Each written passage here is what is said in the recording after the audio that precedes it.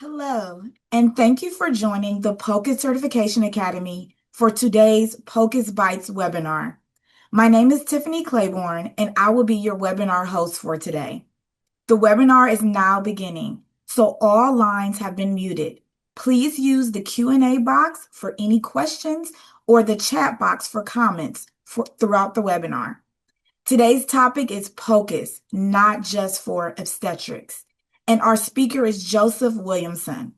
Joseph Williamson is an ultrasound specialist with more than 30 years of international healthcare experience, focused on hospital systems in Africa and the Caribbean and the interpretation of high-risk maternal fetal ultrasound. Currently, he serves as a clinical consultant lead for the International Finance Corporation's Africa Healthcare Projects and the clinical lead for Intelio's Medical Certifications Global Project in Africa, leading a large training program in point-of-care ultrasound for nurses, clinical officers, and physicians. Let's welcome Joseph Williamson. Well, good afternoon, good morning, good night, wherever it is you happen to find yourself. I hope everyone can hear me. As Tiffany said, sometimes I don't believe all those things are me. I don't think I've been practicing medicine for that long. So yeah, I have been privileged to be among this group of really qualified practitioners for going on about 35 years now. And one of the things that I love to do, and I absolutely love to do, is point of care medicine. And as we look at point of care medicine, there's just a couple of things that we have to keep in mind. First of all, point of care medicine and point of care ultrasound have been around for a very, very long time. It is not a new thing. And I think that one of the reasons that I love it so much is because it's a low hanging fruit. What do I mean by low hanging fruit? I mean that, just like we use the stethoscope or we use a glucometer, ultrasound and point of care is one of these things that we can use rather quickly. Point of care does not take, a master's or a PhD or a doctorate in training, and we can get relatively quick answers that help us help our patients. Now, in my and my little puddle that we call a pond here in Africa, we use point of care ultrasound in a lot of different specialties. And one of the things that we have come to realize is that it has become an invaluable tool when it comes to treating patients. However, here's the problem. And let's just look at this. Point of care ultrasound has been directed towards obstetric medicine for a very long time. We know that our nurse midwives and our practitioners use this to see the baby and to see where the head is and the placenta, etc. And I've been a high risk obstetric clinician for years, so I appreciate that. However, where I want to go today is beyond the belly. I want to let you know that point of care ultrasound is not just for obstetrics, even though it does provide us some really, really good answers in obstetrics. One of the burdens that we look at here in Africa and in a lot of the world is HIV, right? And extrapulmonary TB, tuberculosis. A lot of times when we think of tuberculosis, we think, okay, it's only in the lungs. We're going to do a chest x-ray. We'll get a picture of the infiltrate, and then we can treat the patients according to what we see on the chest x-ray or the chest CAT scan. However, when we're looking at point of care ultrasound is a tool, as I said, that is a very, very low hanging fruit tool that we can teach clinicians. Most clinicians can learn how to do an HIV, what we call the FASH protocol in HIV, which I will go over in a very, very short period of time. In fact, in Africa here, I've taught clinicians how to do this in 10, 15 minutes, and therefore they're helping their patients. They're bringing added value to their patients. Now, I hope we have no one on this call that is going to tell me that point of care ultrasound should only be taught and used by obstetric specialists or radiologic specialists. I did have one young lady that approached me at a conference that I did in South Africa, and she said, I don't believe that this whole ultrasound thing should go beyond the sonographers or should go beyond radiologists. I think that is who should be using this ultrasound tool. So I said to her, I respect that, but let me ask you a question. When I see you practice and I've been in your hospital, I see you walking around with a stethoscope around your neck and you are an interventional radiologist. So does that mean that only cardiologists should use stethoscopes? We've got to stop this blind thinking that ultrasound only belongs in the realm of the physician that practices radiology or sonography. So let's look at, for a second, let's just take a second back. Let's step back a little bit. What is point of care ultrasound? Before we even delve into the HIV and the AIDS and the related scanning of this, what is point of care ultrasound? Well, point of care, even if we take the ultrasound out of it, point of care is basically a tool that allows me to get an answer at the patient's bedside right away. We want to answer a question. For instance, those of you who practice medicine could use the glucometer. That's a point of care tool. I want to know what that finger stick is saying about the blood glucose right then and there because I need a quick answer, right? You have someone that's going into diabetic shock. I want to know what their blood glucose is. You have someone that's complaining about palpitations. I'm going to use a stethoscope as a point of care instrument to find out, is that mitral valve regurgitation or is it just indigestion? Okay, that is point of care. So if I now relate it to ultrasound, point of care is a bedside portable imaging for real-time diagnostics tool. So we've taken ultrasound now and decentralized it out of the radiology department and put it at the patient's bedside. A lot of you have been using point of care and have not even realized you've been doing it. For instance, when I was doing my clinical fellowship at Tufts, a lot of times the radiologist would say, hey, can you go and check at that patient's bedside, where do you think that head is? That is point of care medicine. Quick answers, one answer, or yes or no right away. And that can help our patient. The key features that I want you to keep in mind that point of care brings, especially with ultrasound, it's portable, it can be done at the bedside, and it's real time imaging. We have, as I said, decentralized it. So no longer are we depending on these large mammoth Goliath ultrasound machines. We now have point of care machines that we can drop in our pockets, like stethoscopes, and use our cell phones to now actually see what's going on. The advantage to this is it's cost effective. It gives you immediate results, and there is no radiation exposure, right? We don't have to go to the Radionuclear Commission in any country and ask for permission to use this because there is no radiation. Of course, we're still going to stick to the ALARA as low as reasonable achievable principle, but at the same time, we have to realize that this is a tool that we've been given that most of us are not taking advantage of. It is ideal for rapid clinical decision making, and especially where I find myself living these days in resource poor areas. Now, I live in Johannesburg, which is South Africa, and that's not poor resource. That's like living in Washington, D.C. However, if I go a few miles out of South Africa and I hit Limpopo and counties and provinces like that, we find that we have sometimes no electricity. We find that there's very few radiologists and very few sonographers. We don't have the luxury of having sonographers like we have in the US that are specialist sonographers. In fact, in Africa, what you find is that most of the sonographers here are radiographers that have branched off into sonography, but are still basically doing everything. So let's talk about the clinical applications of POCUS. How does point of care ultrasound support core specialties at the bedside? We, as I have said, this is not just for the belly anymore, correct? Now we're looking at point of care medicine. And if I were to ask my trainers in Kenya what they're doing in training in point of care medicine, they would be able to go across the entire spectrum of medical care. Point of care medicine is used in the emergency room. We use the FAST protocol for trauma assessment. Quick, simple answer, right? Is there fluid in the belly or is there not fluid in the belly? Is there fluid around the heart or is there not fluid around the heart? Because just those two answers can tell me where to triage this patient.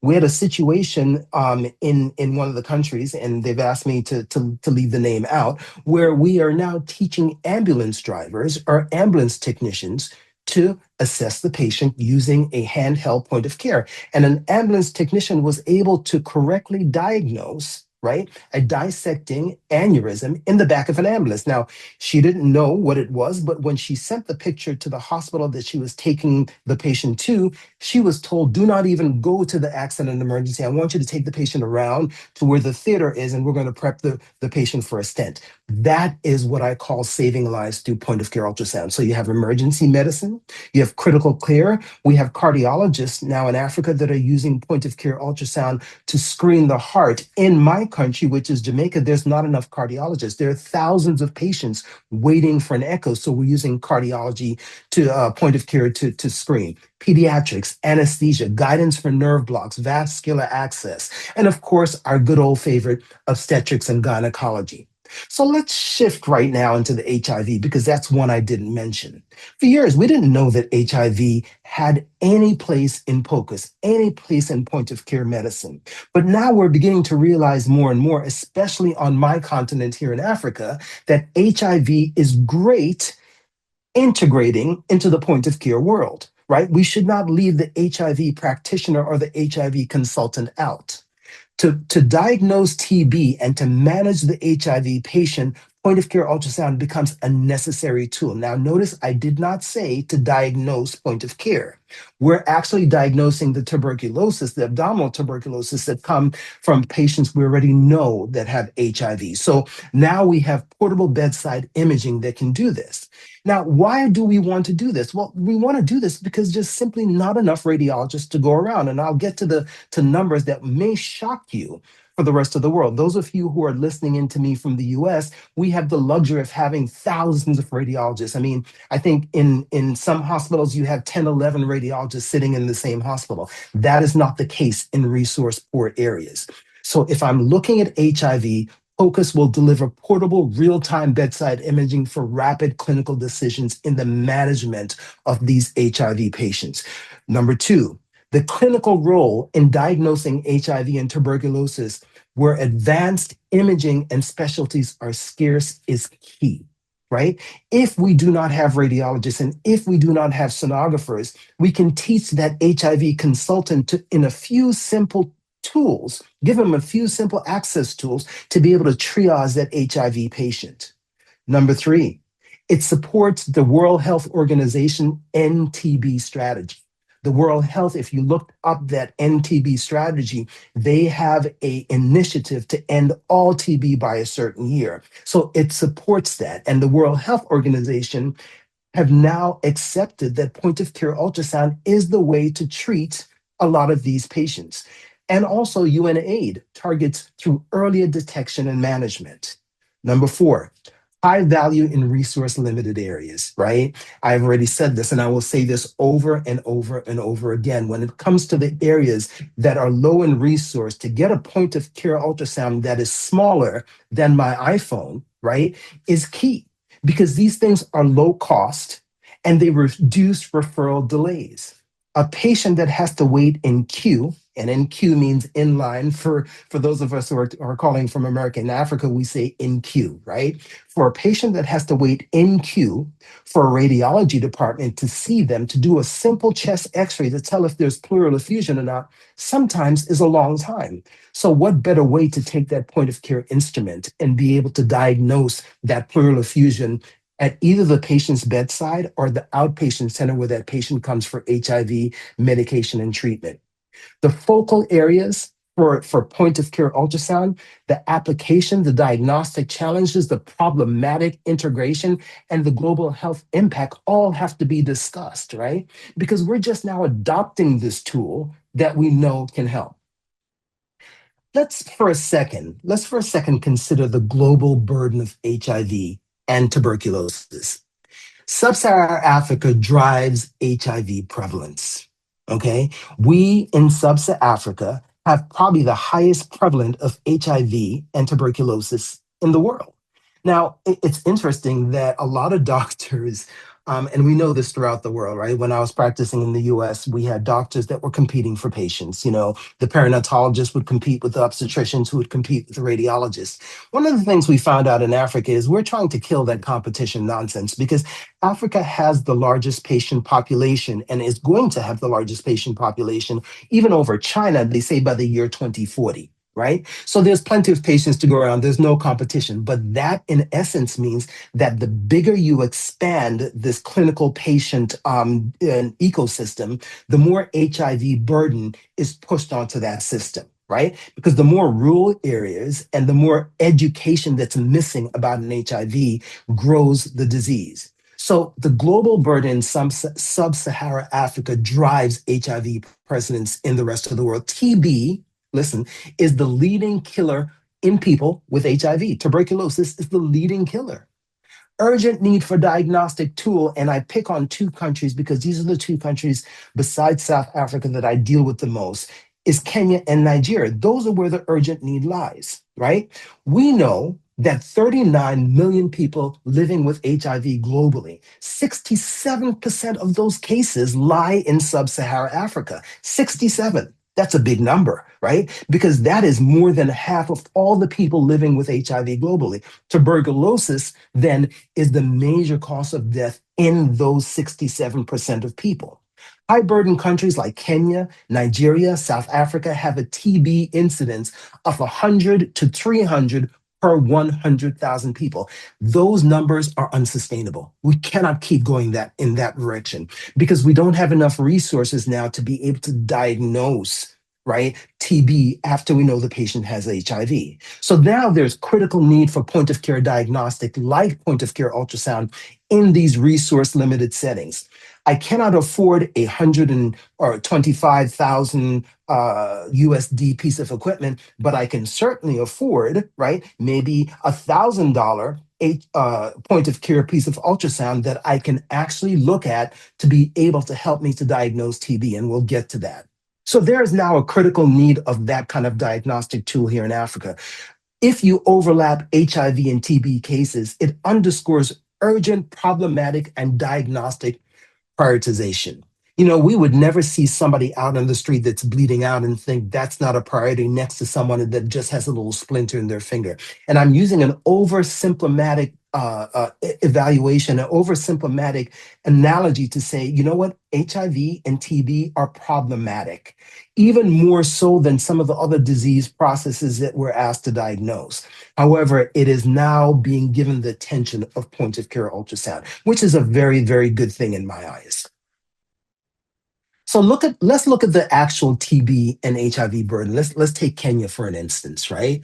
In Kenya, if we look at the indicator, right, HIV prevalence in 2025 was like 3.3%, 3.03%, which basically leads us to a number of 1.33 million people in Kenya living with known HIV.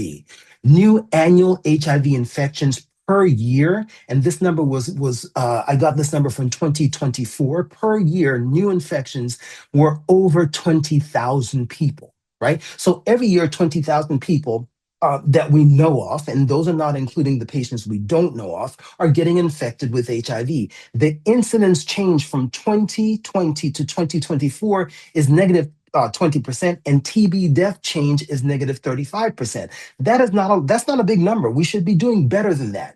Now, here is the key, and here's what makes me sad, right? Here's what makes me really, really sad. The number of radiologists in Kenya, and listen to this, is 150 to 200, and this number was gotten in 2023. They are serving 55 million people.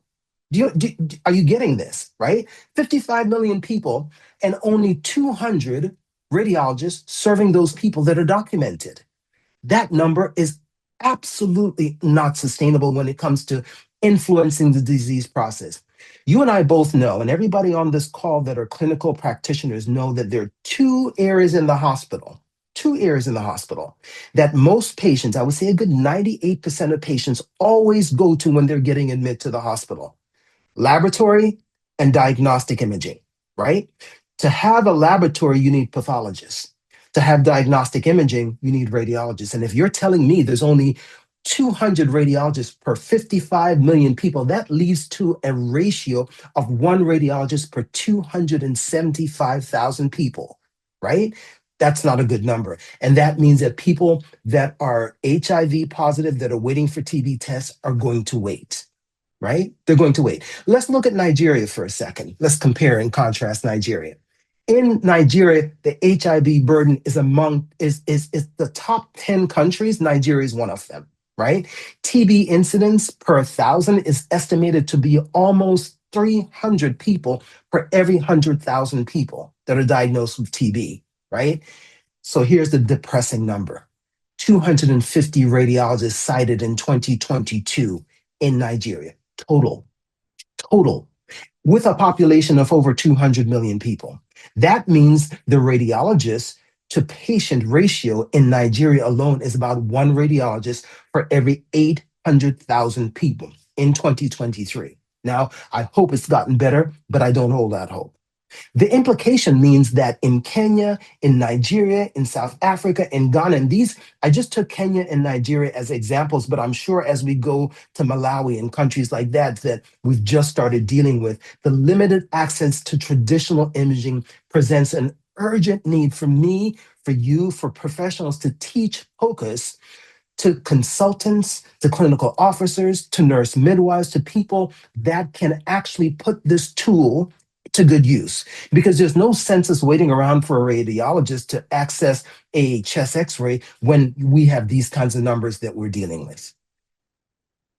So let's recap this scarcity, and I don't want to depress you, but the diagnostic challenges in these resource limited area, there's a scarcity of CAT scan, MRI, and even X-ray equipment in rural settings.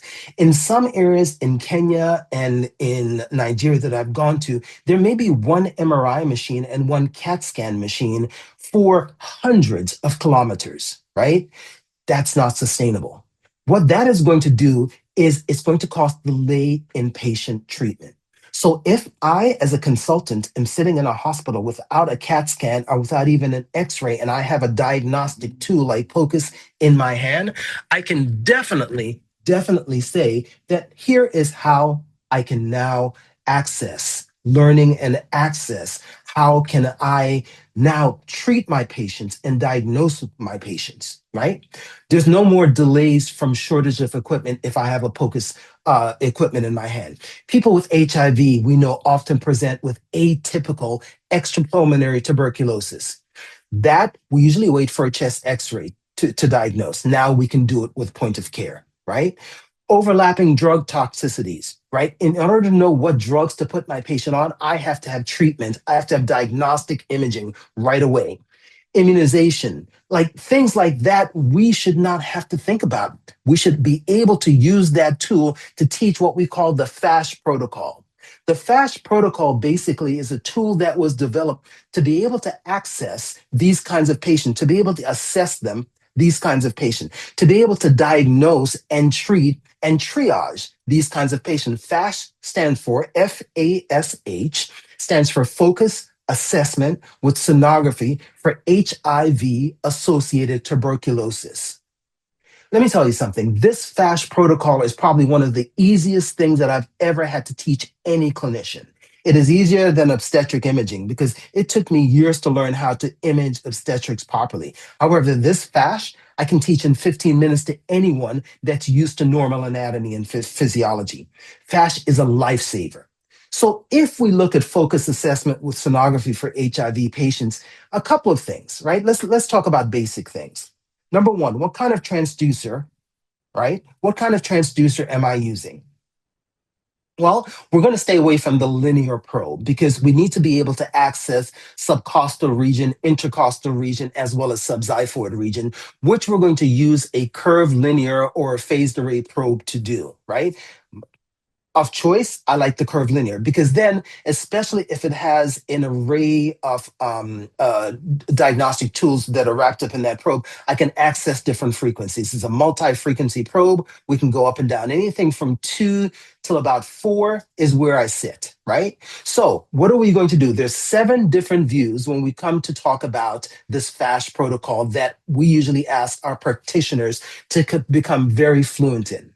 Right? Very fluid, 7 different views, very simple. This is probably the easiest thing you're ever going to learn as a practitioner. If you're on the call right now, on the webinar as a sonographer, you already know how to do this and you can teach this, right? I don't know what country you're hailing from. We'll get to that in the Q&A. I would love to know what countries are on this call.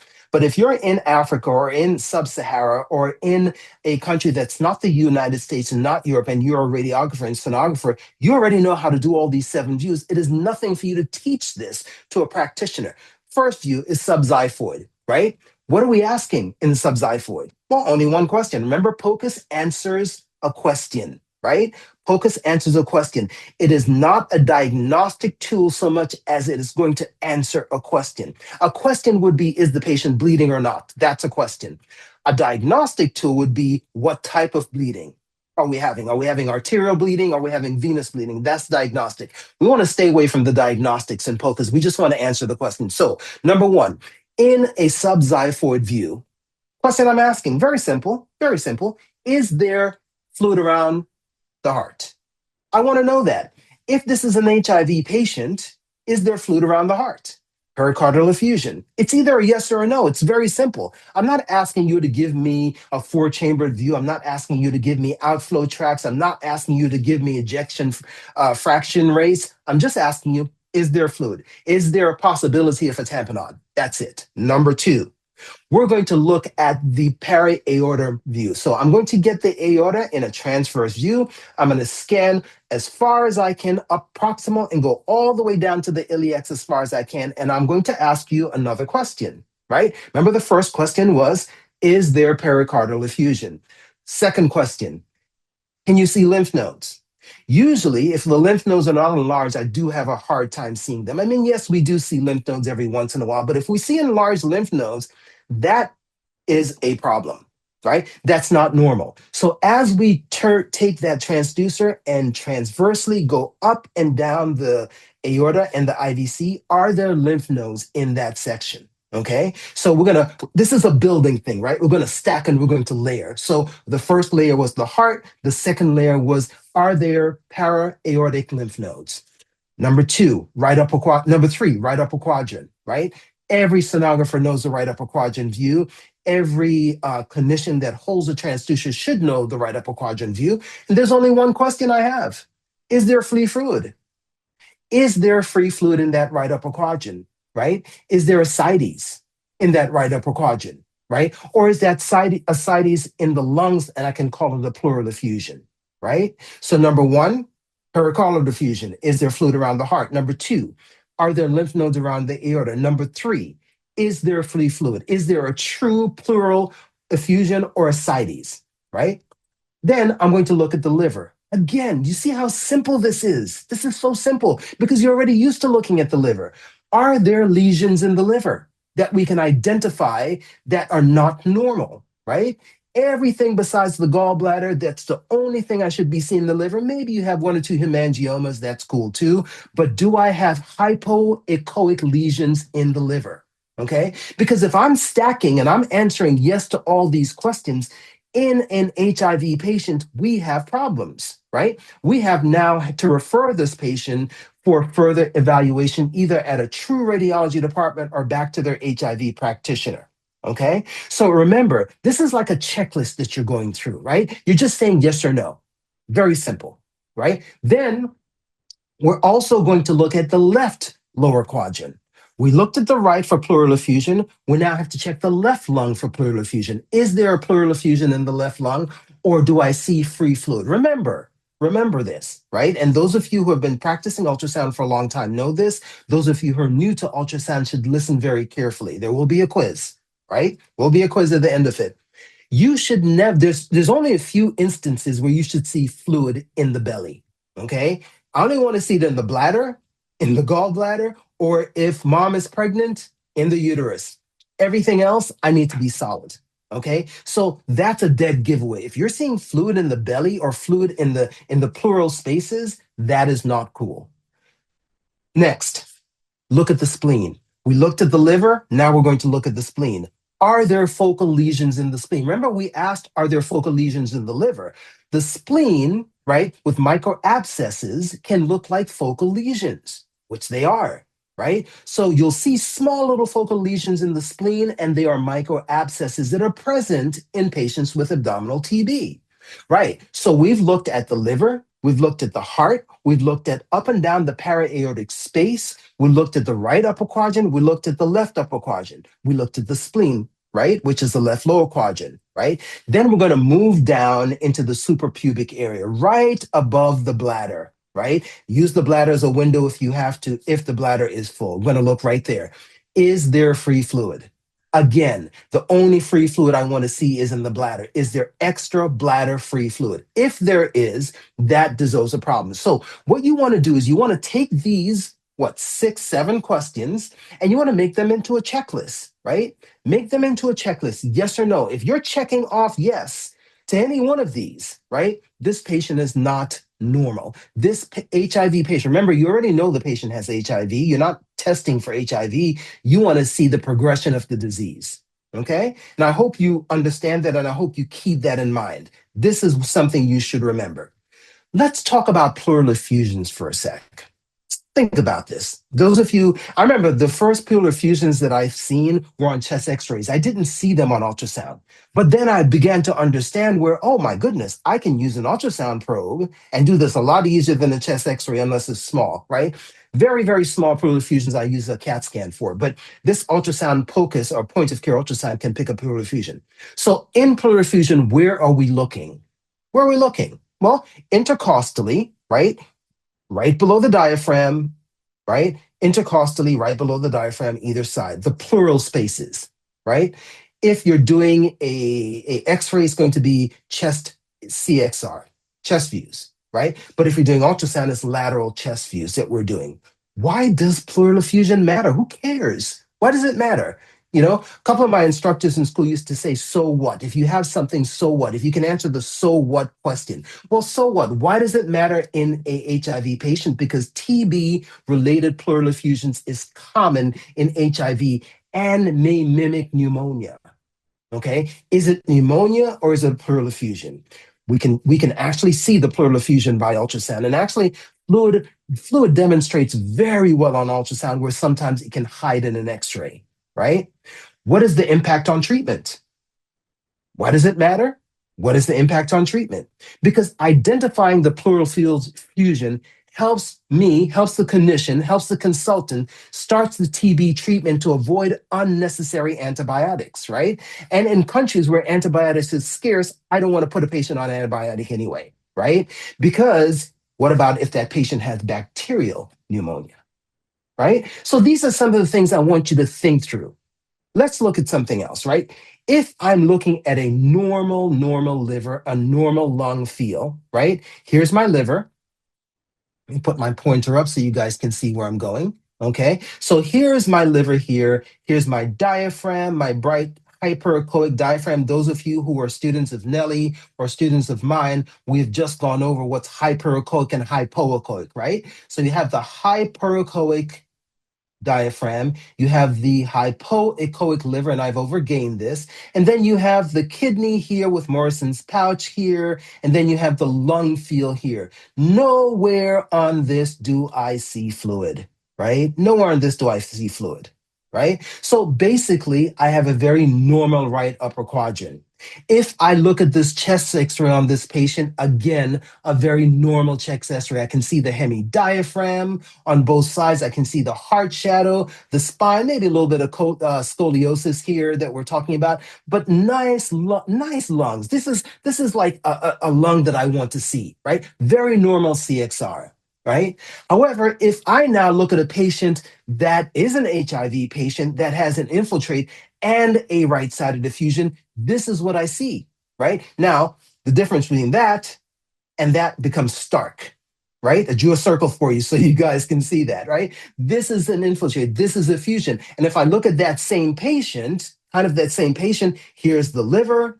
Now we see some fluid, some hyper or anechoic fluid under the diaphragm, right? And we can actually see lung. This is part of the patient's lung here floating in the fluid. The key findings here is anechoic or hypoechoic fluid. We want to see that. That's what I prefer to see, but unfortunately I don't. And that is the appearance of a pleural effusion in an HIV TB positive patient, right? What does this do? It helps me now say to the consultant, you know what? This patient needs to be referred to a tertiary care, or we need to push this patient up the chain to somebody else who can take care of this patient. But this patient should not be waiting in the queue, in the line to get a chest x-ray because we've just diagnosed it. Okay? Let's look at the second thing. Couple big things, right? We want to look at enlarged lymph nodes, especially abdominal lymph nodes, because usually I don't see lymph nodes in the abdomen when I'm just scanning a normal patient. I mean, every once in a while you may get one or two in there, but they're usually very, very tiny and you have to go looking for them. A lot of times I think they're ovaries in the pelvis and they turn out to be lymph nodes. So lymph nodes, we're seeing them. Usually they're in the para-aortic and mesenteric regions of the belly, of the abdomen when you're scanning. This is why you scan very carefully in two planes, longitudinal and sagittal. Now, once I finish my sagittal, I take my transverse and I go all the way down, starting at the proximal to the distal aorta, and I look for any lymph nodes in that area. Why does it matter? Remember, we said, so what, right? Because HIV patients with disseminated tuberculosis often have hypoechoic lymph adenopathy.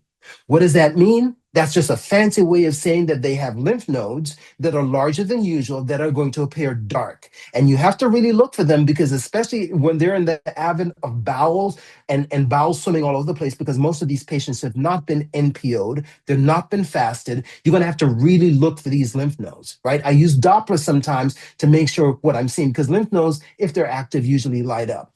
What's the impact on treatment for lymphadenopathy? It confirms, I see it, it confirms the suspicion of extrapulmonary, what I call EPTB, right?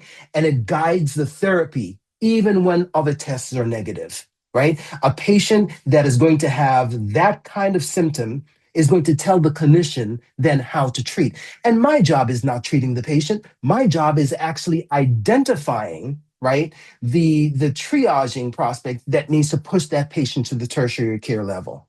And so here we have it. I can't even show you normal lymph nodes because I couldn't get a picture of a normal one when I wanted to. But here is an abnormal lymph node. We can see it here. It has a hypoechoic ring with a hyperechoic center. And if I hit it with Doppler, it lights up like a Christmas tree because it has a rich blood flow. This is lymphadenopathy. And those of you who will be learning to do this, once you see it over a couple hundred times, you'll be able to close your eyes and see it. Okay?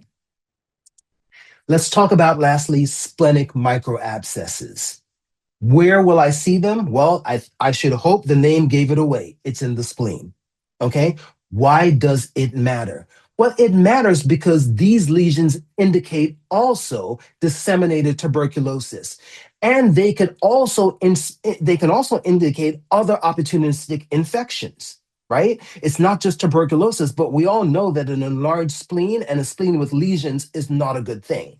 What's the impact on treatment? It supports advanced TB diagnosis. Usually it's advanced when we get to that many micro abscesses in the spleen, and prompts aggressive treatment and very close monitoring. Are you starting to see that if these patients are allowed to slip through the chain because there's not enough radiologists or not enough people that need POCUS, these patients end up and their prognosis is very, very poor. Nowadays, an HIV patient can be treated for years and years and years and years, but if we let them slip through the cracks, they won't. So let's look at this, right? Let's look at this example. Here's a normal spleen, right? It's actually one of my students, a normal spleen here, okay? We can see that. I mean, this spleen probably is a normal measurement. All the nomenclature is normal, little vessels here. But if you look down at this picture, here is a spleen of an HIV patient. All these, you can see that the spleen has this kind of snowy appearance to it. I kind of call it fresh snow, but it has these little dark areas, and we know that when we hit these dark areas, they were not vessels, they were not blood vessels, and in fact, the spleen should not have that amount of blood vessels walking through it. So this is splenic microabscess. You can see normal versus abnormal, not very difficult. I hope what I'm relaying to you is the simplicity of doing these kinds of exams. If you put the transducer down and you see a spleen, you know what a normal spleen looks like, right? We tell our students to know the normal, and then the abnormal will jump out at you. And even if you don't know what it is, you know to call somebody because it is abnormal, okay? Last one, and I know I lied. I said the last one was the last one, but this is the last one. Pericardial effusion, again, a very simple thing to diagnose. We're not asking you to be cardiologists. Where are we looking? Well, we're looking at the heart, but we're looking dynamically at the pericardium around the heart, right? Which most of the times you don't see. Why does the pericardial effusion matter? It matters because the HIV patients usually develop TB pericarditis, which is not good, right? Which can lead to a cardiac tamponade if you're not careful. If that does not get treated, it can be fatal. It impacts the treatment because detecting a pericardial effusion prompts the immediate initiation of anti-TB therapy, right? If it's severe, we have to perform a pericardiocentesis to relieve the pressure, right? And that is also ultrasound guided, right? I know a lot of you used to watch Grey's Anatomy and shows like The Resident, and you always see them doing these kinds of infusion with ultrasound guidance. And I've always thought to myself, if they're doing it on TV, why are we not doing it in real life? Why is this an issue, right? What's the impact on treatment? The impact on treatment is detecting a PE will prompt immediate initiation of anti-tuberculosis therapy. And if it's severe enough, that patient needs to go to intervention, or whoever does a pericardiocentesis to relieve the pressure, relieve the tamponade around the heart. So here we have a normal apical kind of a basal four-chambered view, kind of turned, and we can see the perfect heart symptom here, nice EKG on the bottom. Everything was normal with this patient, but then you look at a patient, compare this with a patient that actually has TB, with an HIV patient, and you can see with my arrow here is the heart, and the pericardium around the heart is filled with fluid. This is not normal, right? This needs immediate attention. This is a pericardial effusion on an HIV patient. You need immediate attention. And I think that's the great thing about POCUS. It can actually make us make immediate action. Okay? So, in essence, what are we saying? POCUS is going to create faster and more accurate bedside decisions in these HIV/TB patients, especially in low resource setting.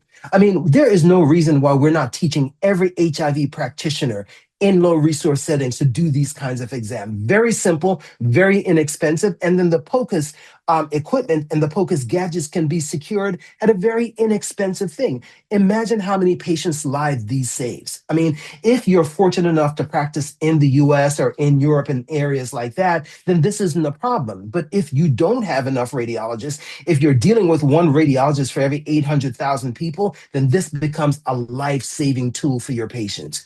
It improves the accuracy. And we're just going to go over what we said before. It improves the accuracy at the bedside. It also empowers the clinician. Think how empowered these clinicians are in rural areas if they're able to diagnose these things. I've talked to these kinds of clinicians, right? And we may have some of these clinicians on the line right now that they feel so disempowered because they cannot treat these patients. They cannot diagnose these patients properly because they don't have the right tools, because nobody's ever told them that you don't need a CAT scan to do this. You don't need a chest x-ray to do this. All you need is a point of care piece of equipment and the correct training and certification to be able to do this, right? And it's going to support the global health initiatives. We already said that, with quicker and more precise evaluation, which is a WHO mandate anyway. And it's going to enable better patients' outcomes through faster treatment decisions. And that's what we're here for, is to treat our patients faster, okay? Treat our patients better. It expands timely diagnostic imaging. One, it's portable, right? We can use POCUS anywhere. I've seen POCUS being used in exam rooms, POCUS being used in schools. In Africa, we use POCUS anywhere we can get that machine. Number two, it overcomes geographic barriers to underserved population. One of the things that's great about Intellios is that our certifications are cross-border. So when Intellios certifies through POCUS, it's a cross-border certification. It doesn't matter where you live. It's affordable because the equipment are lower cost. It speeds up diagnosis to time-sensitive conditions like HIV, like TB, like co-infections. And it requires a minimal infrastructure. In South Africa, we've taught midwives to use POCUS, and they go out and they purchase a little, 30-inch TV to broadcast the POCUS on so their patients can see that. So it's very minimal, very minimal infrastructure. The early detection of HIV and TB complications is key. Everything is early detection. When we look at cancer patients, we say the earlier we can detect that, the more chance you have of being cured. So, in essence, if we were to just review what we talked about, there's only 6 things I'm asking you to be able to diagnose, right? 7 things by our FAST protocol. The biggest one, ascites. Is there fluid or not? Is there swollen lymph nodes or not? Is there abdominal or axillary lymph nodes? Is it detectable? Because once the lymph node becomes detectable by ultrasound, it's time to move that patient up to higher care. Is there fluid in the lungs? Is there pleural effusion? Right? What are the clinical benefits? It's earlier treatment, initiation of treatment protocol. The value, especially where other tests are less sensitive, is astronomical with that tool that we call a POCUS tool.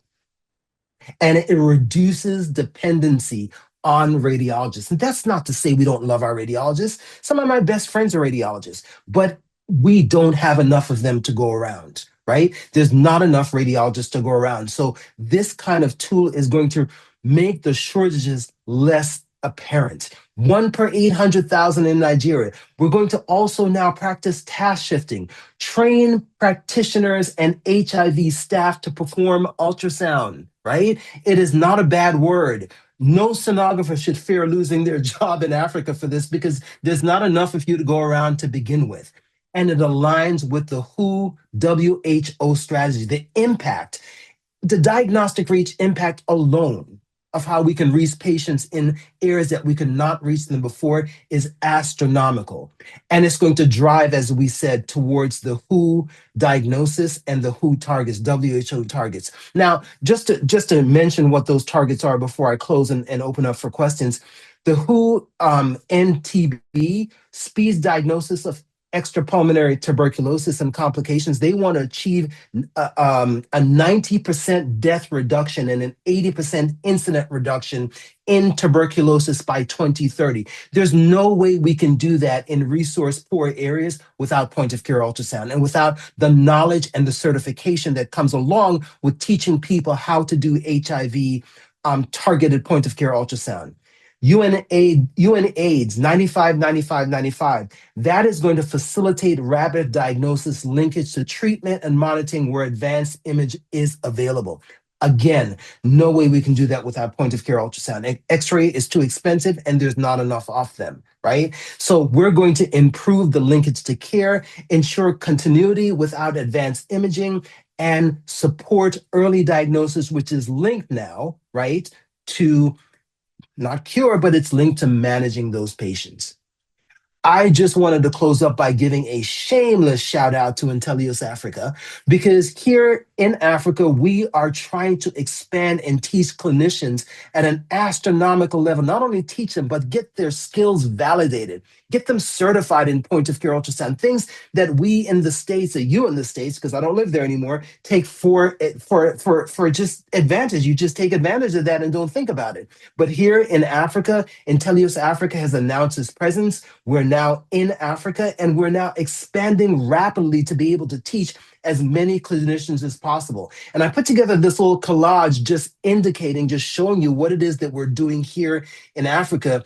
In this one here in South Africa, we had a massive midwife training in Cape Town. Just 2 days ago here in Kenya, there was a massive clinician training of point of care ultrasound in Kenya. And we have our chief executive director of training for Kenya right here as Nelly, and I think she's on the call today. So I just wanted to give a shout out to all the people that are helping us, not only with HIV, but with other point of care instruments, with other point of care. And I want to thank you and thank you guys for listening today, but also thank our clinicians that are actively involved in training and sometimes for free, spreading their knowledge to other clinicians to make sure that no patient goes without an ultrasound because we didn't have enough practitioners and because we did not have enough equipment and because we didn't have the knowledge. There's no excuse for it anymore. This is too popular. So thank all of you for listening, and I'm going to turn it over to any questions and turn it back over to my wonderful moderator. Thank you so much. Thank you so much, Joseph, for an excellent presentation. And it's so exciting to hear about your work with Intellios Africa. I did put a link in the chat for everyone to check out about the announcement so you can read more about Joseph's work with Intellios Africa and also follow Intellios Africa on LinkedIn if you're on LinkedIn and follow that channel to follow along on the journey.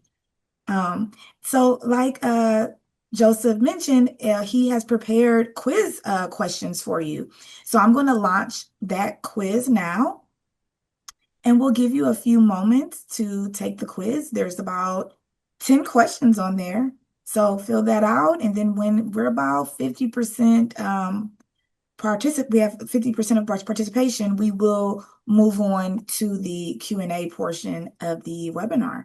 You did have a few comments in the comment section, Joseph. We have someone from Nigeria. Welcome. And Yay. I know you wanted people to put where they're from. And then we also have someone that wanted to know about organizing POCUS at the Malawi College of Health Sciences. So we'll give Joseph your contact information and hopefully you all can organize. And so I have your information, George. I'll make sure Joseph gets it. And then we also had someone that wanted to get in touch with you. And so we'll give you your information as well, Joseph. And I believe that was in 100%. there. And then we had a comment 100%. from Julie. In the LUQ visualization shown of the spleen pathology during POCUS is a similar visual appearance for persons who drink unpasteurized milk over time or have drank unpasteurized milk in the past. It is true. It is true. Yeah, I read the studies on that. I have not seen that personally myself, but I've read some of the studies on that. And it's an interesting thing. Remember when you were in school and they were teaching you differential diagnoses, right? This is one of the things that we have to put in place. Every internal doctor, internal clinician learns differential diagnoses, and this is one of the differentials. But what differentiates this from the HIV patient is the test, right? We know that if an HIV patient is HIV positive, then more than likely this is a micro abscess and not caused by unpasteurized milk, right? So we have to look at patient history, everything. And Nellie's on the call. I wish Nellie could talk, but she's on the call now, one of our master trainers. Nellie always says patient history, patient history, patient history. What is the patient's history? That will tell you what the patient has. But thank you very much for that comment. Thank you for that. I did read that. Right. And then we also had someone ask about, is there a POCUS certificate for FASH? And I was able to answer them on POCUS Certification Academies in that like we don't have a specific one for FASH, but what would you suggest? Like if someone were to want to be certified in POCUS, what would you suggest that they take? Good question. Very good question. So first of all, I want to say to my Intellios colleagues, hint, hint.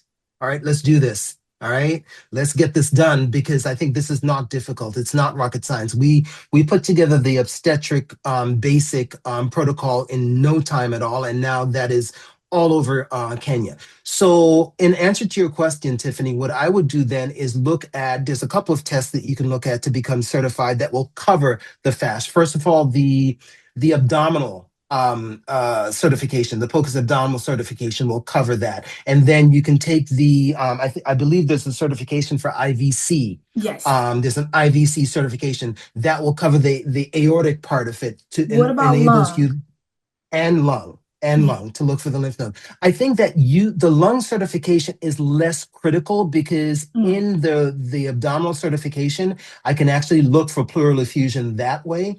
And okay. if I take the abdominal and the vascular, you should be cleared for HIV. But I can tell you that I'm going to speak for Intellios. We will be working on this in the next year or so to actually come up Yes. with an HIV because I think there's no way that this disease is so prevalent and we don't have a, Correct.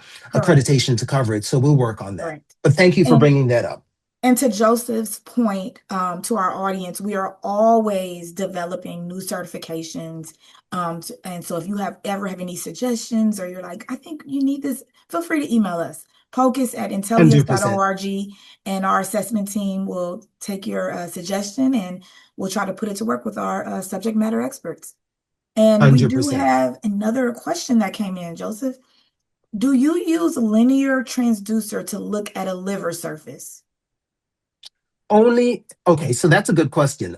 Normally I do not, but if I find something, especially if it's in a patient, for instance, a pediatric patient or a thin patient, that I can actually use it to take a closer look, I will go from curved to linear. I will never go the opposite way. I won't start off with a linear because I want to get the whole picture. I want to get a macroscopic before I get a microscopic. That's the rule that they taught us in school also. So to answer your question, I start off with a 3.5, which is normal. And if I see something that I think needs to be actually further expounded, I'll then go to like a 5 linear, but the patient has to be thin or a pediatric for you to see that. Yeah. Okay. And I have a question for you. How are healthcare providers in Africa being trained to effectively use POCUS for HIV and TB management? Like, yeah, uh, how's that happening? yeah. That's a good question. That's a good question. Again, I wish I had my partner Nelly here to help me answer that.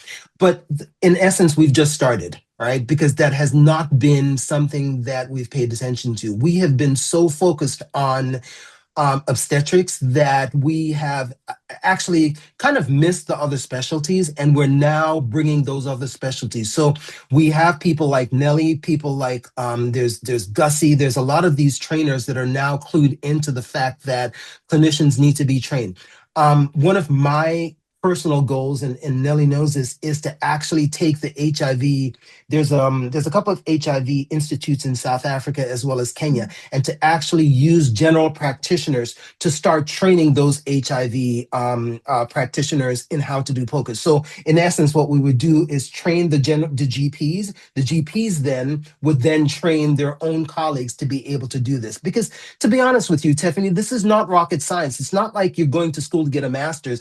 Mhm. Literally, I can teach you how to do this in a half an hour. So a half an hour versus saving lives, come on. Yeah. So, in answer to your question, we're putting that kind of training together now. So, 2026 is going to see a big change. We're going to have a lot of work to do, but it's a beautiful year to save lives. Yeah, amen to that.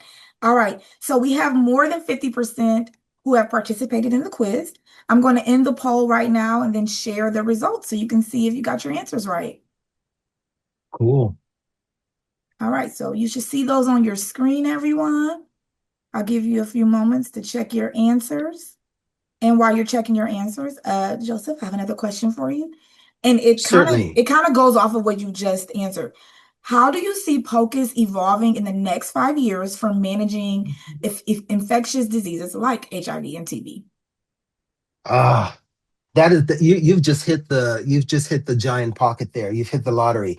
So in the next couple of years, what I see POCUS being is, especially through the efforts of people like we have at Intellius, we are going to expand into every specialty. In the next 5 to 10 years, there should be no specialty in medicine that does not come with a POCUS device, right? We have hospitals now in Africa that are now putting POCUS in their emergency rooms, in their obstetrics wards, in their pediatric wards. And so I think based on what I'm seeing now, and we have people from Nigeria on the phone that are actually doing this now.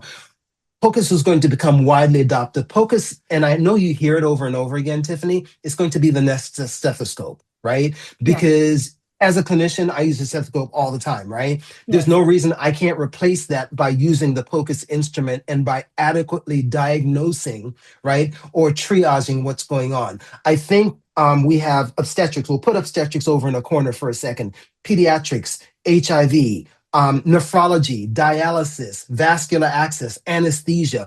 All those people are now primed to use POCUS. In 2026, we have requests now from East Africa to teach all those people point of care POCUS. And Intellius now has a large responsibility to certify all those people. Because if you're going to give somebody a car, you better give them a driver's license, right? Teach them how to use that car well. But it Mhm. doesn't also work backwards. If you give them a driver's license, you also now have to give them a car, right? Or else that learning goes out the window, they forget it. So I see that also manufacturers like GE, Siemens, UImage, all these POCUS manufacturers are going to be able to bring the cost of their equipment down to make it more accessible and more affordable for clinicians to be able to afford it. Look, there's no way a clinician sitting in the backwoods of Mombasa, Kenya is going to pony up 6,000 USD for a piece of equipment.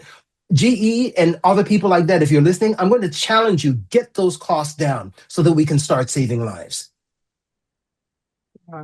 Um, so thank you everyone for answering the quiz questions. You've seen your answers.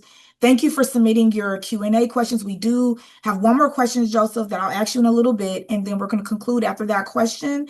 Right now, you have on your screen a learning score question. It's feedback directly from you that is so important, and it helps us to shape our future webinars. So thank you for answering the learning score that is up on your screen right now. And Joseph, our final question is, what is the current status for antiretroviral management as well as resistant anti-TB treatment? And where? In Africa? It says, well, in parentheses, they put since 2024 USAID financial implosion. So Mm, I believe mm, maybe globally, but yes, in Africa. Yes, yeah. they just responded in I Africa. yeah, I can only speak for Africa. I know that when it comes to investors and grants and things like that, being able to fuel these kinds of things, it is still astronomically low. Still astronomically low, which is why we have to diagnose these things early. I can probably give you, if you, Tiffany, if you can get that name and number, I can give her exact numbers offline once I look that up, but I don't keep those kinds of numbers in my head. The older you get, the less RAM you have We accessible do. to your brain. Yeah, we do But have. yeah, I can tell you, I can pull those numbers for you, Tiffany, if you can get me their contacts, and I can give that number directly to I them. have it. Yeah, I have it. I'm gonna just Okay. jot it down so I don't forget. All Oh, I right. see somebody here from Canada, Tiff. Who is here? Oh, Yes. wow, somebody's here from Canada. Get out of here. Welcome. Yes, Wow, Canada, welcome from Malawi. Canada. Yes. Wow, Welcome wow. everyone from wherever you are in the world. We are so happy you This are is so here. cool. This is a global party we're having here. Yes, it is. We are global here in Telios, POCUS Certification Academy in Telios, Africa. 100%. So happy, 100%. happy about that. Well, everyone, that wraps up the session for today. Thank you so much to our presenter, Joseph Williamson, for sharing your insights and expertise. A recording of this webinar will be available on pocus.org in approximately 1 week, and you will receive a link to access it via email. But before you go, our cyber sale ended yesterday, but to show our gratitude for attending today's webinar, we are extending 40% off all certifications. So it's a great time to advance your skills with POCUS. Take advantage of this limited time offer by using the discount code CYBER25. You can learn more about this sale at pocus.org/cyber-sale. Thank you for attending, and we look forward to hosting you and welcome you back to a future webinar. Thank you. Thank you, everybody. And hello from Pakistan, too. Yes, Thanks, welcome. And guys. from Zimbabwe, we have on here. Welcome. Wow. Welcome, guys. And I hope to see you guys on future. Guys, please go on the pocus.org website. Please, guys, go on the pocus.org website. There's so much learning and stuff that you can get there. So see you guys next time. Thank you, Tiffany. Thank you for being a wonderful, wonderful host. Absolutely. And we appreciate your time, Joseph. Take care, everyone. I'll give you time to answer the learning score, and I'm going to close it in about 1 minute. Thank you, Joseph. Thank you, everyone, for joining.